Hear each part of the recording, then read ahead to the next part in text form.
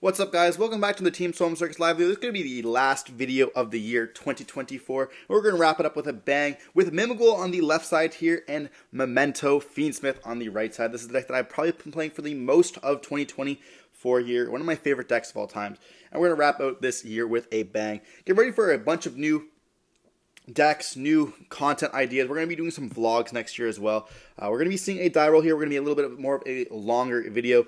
So we see Mimighoul on the left side. We see Memento on the right side here. Before we dive in, if we're like, comment, subscribe. If you want to see some more content, let me know exactly in this video what else you guys want to be seeing next year. We're going to regionals. We're going to be going to a whole bunch of different things. We're going to be doing vlogs. We're going to be doing some combo videos. And we're going to be seeing Memento start off with going first here in game 1, activating Dark Blade, getting hit with a Veiler, chaining the Call of the Rave, and that's going to allow us to now summon out a copy of the Anguish. Anguish can activate the effect, letting us search for the attached Yugiohtcg, activating the effect, summoning itself out, and then we're going to be activating the effect, dumping Goblin, the Gatic, as well as the Mace. We're going to then be able to bring out the Gatic, adding back the Mace to the hand. We're going to be seeing the Anguish destroying the Gatic, summoning out the Goblin. Goblin's going to activate the effect, dumping 2 cards here. And we're going a little bit more quick here because our opponent does kind of know what the combo does. We've played this for so many times against Usman. Huge shout out to Usman for being a good sport here. And we are going to be seeing the effect of the fusion of Sleepy, summoning out, destroying, and that's going to allow us to then go up into Twin Dragon. Twin Dragon is going to destroy the Sleepy. Sleepy's going to activate the effect. We're also going to be searching for a Sleepy and a Horn Dragon. We are playing double Sleepy here. We have played double Sleepy for the longest time. We're also going to see Kieran being himself brought back out. We're going to be seeing the Sleepy dump the trap here because we're going to hit that trap with the field spell later in the turn. We're then going to be banishing the fusion that we end up sending to the graveyard with the Goblin to then let us add back there. And we do add a Bone Party, and we're going to be activating the Kieran effect, letting us destroy, adding back that fusion spell. So we have it once again here, and we are going to go for a destruction of the Twin Dragon, and we're going to be summoning out, going now up into a Cross Sheep. Cross Sheep is going to be able to activate the effect, bringing back out when we activate the Memento Fusion, allowing us to shuffle back the cards into our deck to dumping 3. And we're going to be putting back the Gatic and the Goblin because we want to be able to always send the Gatic off the card there, and we're going to be seeing the Horn Dragon, or the Cross Sheep, bring back out the Sleepy there, because we can use that for a link up into the Herald. We're going to go for the field spell, dumping 3 cards, dumping the Fusion monster. We're going to go for a Herald here, and we are going to be having the field spell now. We're going to be activating the effect, allowing us to summon out the Horn Dragon, because we do control 3 in the graveyard here. And we can start to play up, if we have any kind of access to the Fiendsmith engine, unless we want to go for a Moon. We're going to be putting back 5 to bring out the big guy here, leaving the Akiron in the graveyard, I believe. Then we're going to link those 2 away for a Moon into the Requiem out up into a copy of Lacrima or an Engraver. Lacrima is going to be dumping the Engraver here. And we're not playing the track in this build. We don't have the extra deck space for the other 2 cards. We're going to go for the Requiem equip, or Requiem send, I should say, to go up into the Sequence. Sequence can be able to put back all 3 to summon out now the Engraver, or the Desiree here. And do we have one more body to go up into an SP to equip the Sequence, or we're just going to kind of just pass on this? Now, do we have 5 bodies to put back to be able to summon out the big guy as well? We're going to go Sequence, equip, and then we are going to be able to put back the Mace in the hand to summon out the big guy here. So we should have linked away for the SP then, if we don't have the Mace in the hand now. So now we don't have a negate. We're going to be able to set the Bone Party and just pass turn on this. So we do have a couple interactions that we can do. We do have the Sleepy in the hand to destroy, so we're going to be able to add multiple cards to the hand. Then we're going to be destroying the Sleepy, so that's going to be also dumping a card, dumping maybe the Akiron there, or the Gatic in this case. We're going to be adding the Mace with the copy of the Anguish here, and now we have additional pop as well. So a pretty good combo. We're going to be seeing the Baldrake chained on the copy here of the Gatic, but we're going to be able to chain on Resolution and the effect of the Gigantic guy, the Creation King, being able to bring back with the Sleepy and then trigger, allowing us to fusing itself and the Witch, allowing us to then bring out the Twin Dragon. Twin Dragon will be activating the effect, destroying, and we're going to be able to then search for 2 more cards, search for the Sleepy as well as another one there, and then we're going to be seeing the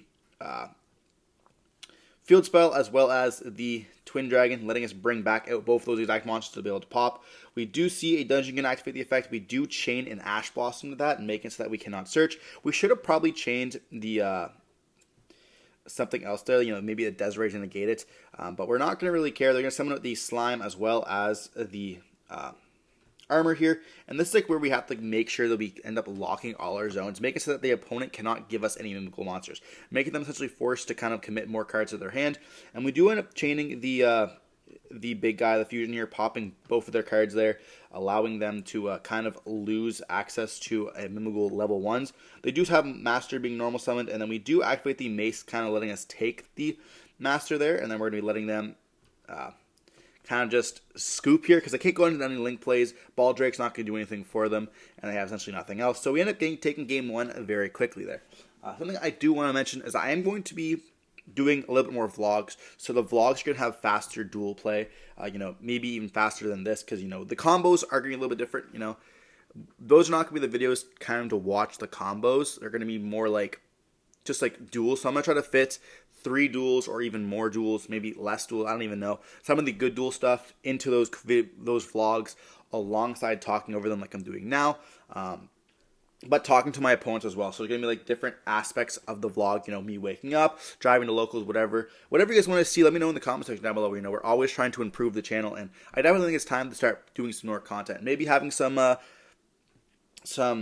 collabs with other players or other people, other YouTubers. I don't really know. I know I'm a little bit out of the loop. I'm not really on Twitter that much. Might try to use Twitter a little bit more. I don't exactly know what the point of Twitter is sometimes for these Yu-Gi-Oh players. I know if you're going to a big event, you're going to like YCSs, of course, and having the recaps, but starting off on Twitter is kind of weird to me. I don't really know exactly how to like grow my audience or anything like that. So if you guys have any ideas, let me know in the comment section down below. Of course, we're always looking to improve at the Solemn Circus here, but we're going to be diving into game 2 with Mimighoul going first. We're going to be seeing a Mimighoul Dragon being normal summon, activating the effects, allowing us to search our deck for a copy of the Maker. So perhaps already having the Dungeon in the hand, or Maker just being a crazy card, being able to essentially bring out 2 more bodies. We do have the Ash for the Maker here, one of the best Ash targets in the deck. We're going to be seeing then a Fairy being summoned out, and then we can go up into now the Giant Mimighoul, which allows us to search our deck for another Mimighoul Spell or Trap here. But we are thinking on this. We do have a Maker in the hand, or I should say a Master in the hand, not the Maker. We already used our Maker, but they are thinking on what to go for there. We're going to go for the Throne now. Throne can have the ability to summon out the Master from the hand.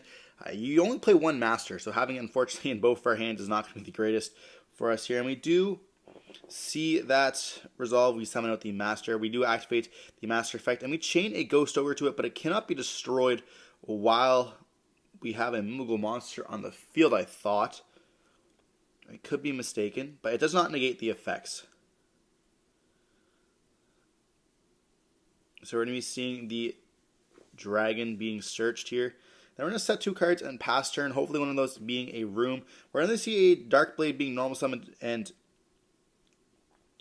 we are going to not activate the effects. So we're going to change Room to this. We do chain an Ash Blossom, essentially stopping that summon and flipping face down. We're then going to activate the Dark Blade, allowing us to go now into the Witch, which is going to let us search for a copy of the Tatsumoshigu. And they do summon out the Azarune here, and this is going to prevent the Tatsumoshigu summon, because it is an inherent summon, as it does not activate its effects to summon itself out. So we're going to be asking a judge here, and it does negate the summon. Therefore, we're trying to figure out if we can activate it again to summon itself out, but it doesn't activate the summon. So that's kind of the stuff here. Like when you read the Tatsumoshigu, it says, if you do not control any of the face of monster or the Memento monster, you can summon this card from your hand. And this says you can only use each effect of Memento once per turn, but it's not an effect, just summon itself out. So if you do negate the summon, I was kind of wondering, like, does it still allow itself to summon? And they do say that the summon is not successful, so it does get destroyed. And we cannot summon another one from our hand if we had another copy. We're going to just pass turn on this because we don't have anything else we can kind of go for. And then we're going to go for the Throne once again, trying to summon back out that Master from the graveyard. We do opt to Veiler this, and then they do normal summon out the Dragon, activate the effect. We chain the Ash Blossom this once again. Now we could have just chained Ash to the Maker. They ended up searching, actually wasting the Maker. But Maker in the graveyard is actually a pretty good card. So we opt to not do that. Now looking at their extra deck, they're kind of thinking, like, what can we kind of go for here? We're running pretty low on gas. We don't have any of the other Memento monsters, but we do have 9 cards in our deck that are going to essentially going to be 1-card combos. So that's pretty good for us. So we're going to be seeing them link up into an Anima, and then we're going to go up into an SP. Or we're going to go to SP first. We don't need to go for the Anima. Okay. That makes a lot more sense this time. Then we're going to banish the Dark Blade here because we can just battle over the Anguish, dealing some damage as well. We're going to just pass turn on that, and then we're just going to see us pass turn. They're going to pass turn to us. They could have attacked for 16.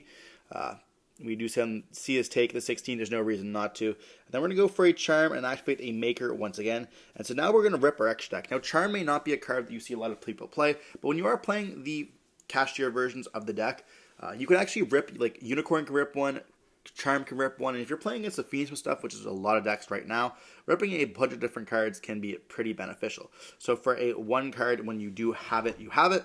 It can be quite nice. We're going to see the Dragon end up going for the Dungeon, and we're going to go for Dungeon, and we end up getting now a search for the Cerberus. Cerberus can flip up the face down monster that we have here, and that's going to flip up the Archfiend of itself. And then we're going to give them draw a card. We're going to discard a card, which we do have to discard the Memento Fusion, which is actually a pretty good card to have in the graveyard, honestly.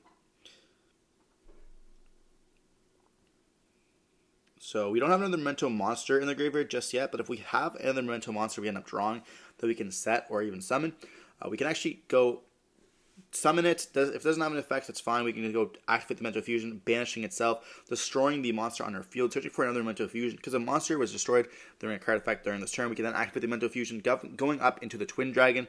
And this is different stuff like that we can end up playing. They're going to go up now into a Giant Mimighoul, and they're going to just set and deal some damage here in this pass turn. We do set one card and then pass, and the game's essentially over here. We know we're going to be losing, and we just scoop it up, moving on into the all-important Game 3.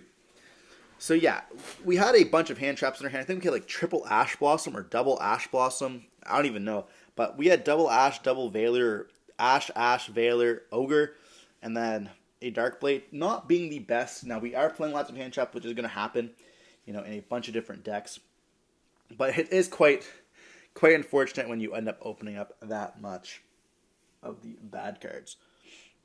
But moving on to the Game 3, we are going to be seeing Memento end up able to go first. Now, Mimighoul does have the ability to play Shifter, so we might see a Shifter being dropped. But hopefully we're not going to be seeing that. We do see Dark Ruler No More being played in the side deck there. That's going to be pretty good against the Malice as well as Ryziel and the Memento end board here. Pretty much anything Fiendsmith related, Dark Ruler No More is going to be pretty decent against. Paired up with another board breaker. A lot of players are opting to play board breakers as well as hand traps because board breakers do kind of clear the board when you end up drawing two of them. And you have more chances of drawing two of those because you do have your 6 card for turn than you would have for your hand traps. Now, diving on into Game 3, we hope that they don't have Shifter in their hand, because it's going to be kind of problematic for us to end up breaking it. That's the issue with the Fiendsmith version of Memento. You do just auto-lose pretty much to those Shifter, and a lot of decks are playing Shifter. You have Malice playing Shifter now, and Shifter's going to be pretty popular until it gets banned, at least. We're diving on into Game number 3. We are going to be seeing a Shifter going to be activated, and we just kind of rage. I mean, there's not much we can do against Shifter here. We do have the Attachment Shiku to summon itself out. This is going to be one of the better cards that we can actually activate, at least. If we had the Witch, we would be able to at least have 2 buys on the field, but having the Attachment Shiku affect destroying itself is going to be pretty decent. Now, we can banish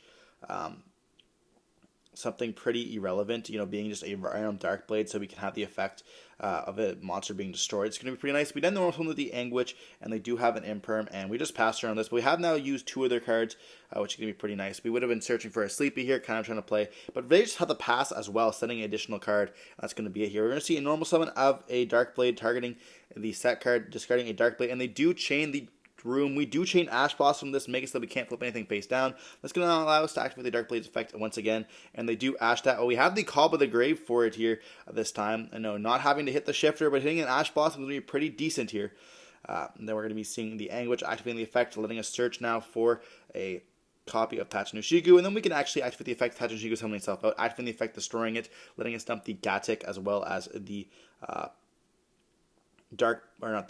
the Sleepy and the Mace as well as the Goblin here, because we have the double Anguish, which is going to be able to do this, but we want to be able to dump, we kind of want to dump the Gatic here, but we're going to be dumping the Gatic later with the Fusion monster, which is going to be fine. We're going to be destroying and then searching, and then we're going to be summoning the Mace, and that's going to let us search for the Fusion. Fusion can activate the effect, and now we're going to be putting back the Witch Dark Blade alongside the Attachment Shiku, allowing us to go for the big guy. Big guy is going to allow us to dump the copy of the itself, the combined creation, and then a Gatic. Gatic will then be able to bring itself back out, or I guess we can dump the Acheron here as well. Gatic will then bring back the Sleepy. Sleepy can then summon itself out, giving us the access to the Twin Dragon here, while also being able to search for the Fusion card, giving us essentially other bodies to go up into the access of the Fiendsmith line here. So they have used pretty much all their cards, left the 2 cards here that they have, and now we're going to go for the Sleepy summon. Sleepy go up now into the Twin Dragon. Twin Dragon going to be destroying the Sleepy, which can then dump the combined creation, which is why we don't have to do it this way. And we're also going to be able to search for... Okay, so we're going to search for the combined creation instead here. Acheron's going to summon itself out. We're going to dump the Fracture Dance. That's also fine, in case they have like a DD Crow. But they would have used a DD Crow already here. We're going to be seeing the Fusion destroy the Acheron, adding the Bone Party, and then we're going to be adding back the Fusion by the Acheron because it was destroyed. And then we're going to activate the effect of the Field Spell, summoning out the Sleepy. And we're going to go up into the Moon by using the Horn Dragon that we can summon itself out because we have 3 in the graveyard. Then we're going to go up into the Requiem. Requiem go up into Lacrima. Lacrima dump the Engraver. Go up into now a Princess, and then we're going to be able to overlay for a Caesar. Protecting ourselves from the Nib if they would have had it. There's no real good reason to drop it just yet. But we can go up now into the Dark Blade. Off of the... Why did I even go for that? There's no reason to do it at all.